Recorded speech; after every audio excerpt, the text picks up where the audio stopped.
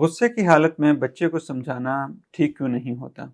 لیکن والدین کی ذمہ داری ہوتی ہے کہ وہ بچے کو صحیح غلط کی تمیز دیں، لیکن کس وقت بچے کو سمجھانا چاہیے اور کس طرح سمجھانا چاہیے، وقت بھی بہت اہم ہوتا ہے کہ کس وقت آپ نے سمجھانا ہے۔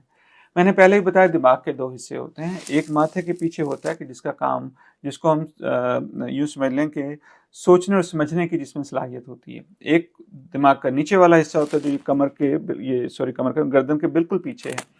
اس کا کام یہ ہوتا ہے کہ یہ جذباتی دماغ کا حصہ ہوتا ہے کہ جس کا کام یہ ہوتا ہے فائٹ اینڈ فلائٹ کے، جس میں آپ جب وہ حصہ ایکٹیو ہوتا ہے تو آپ غصہ زیادہ کرتے ہیں، چیختے چلاتے ہیں، یا آپ بالکل خاموش ہو جاتے ہیں، الگ تھلگ ہو جاتے ہیں، ٹھیک ہے۔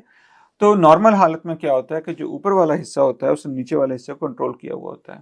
تو میرے ایک ٹیچر ہیں، وہ کہتے ہیں کہ یہ اگر انگلیاں ہمارا اوپر والا حصہ ہے، یہ ہتھیلی نیچے والا حصہ ہے، تو اوپر والے حصے نے نیچے والے حصے کو ایسے جکڑا ہوا ہوتا ہے، ٹھیک ہے۔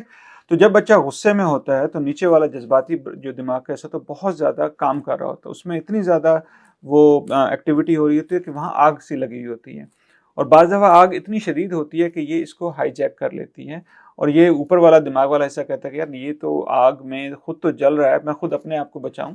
اور ڈاکٹر ڈین سیگل یہ کہتے ہیں کہ اٹ فلپ دا لڈ، ٹھیک ہے۔ تو اس وقت جب بچہ غصے میں ہوتا ہے تو اس کا دماغ کا جو سوچنے والا ہے وہ کام ہی نہیں کر رہا ہوتا، جس نے نصیحت لینی ہے، جس نے نصیحت کو ماننا ہے۔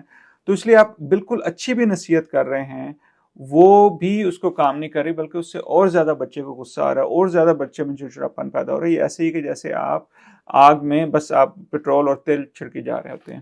تو اس لیے ضروری ہوتا ہے کہ اس وقت بچے کو نہ سمجھائیں، اس وقت تھوڑا پیار سے، محبت سے اس کے ساتھ پیش آئیں۔ ہاں، جب وہ تھوڑا بہتر ہو جائے، جب تھوڑا کام ہو جائے، اس وقت اس کو سمجھائیں صحیح کیا ہے اور غلط کیا ہے۔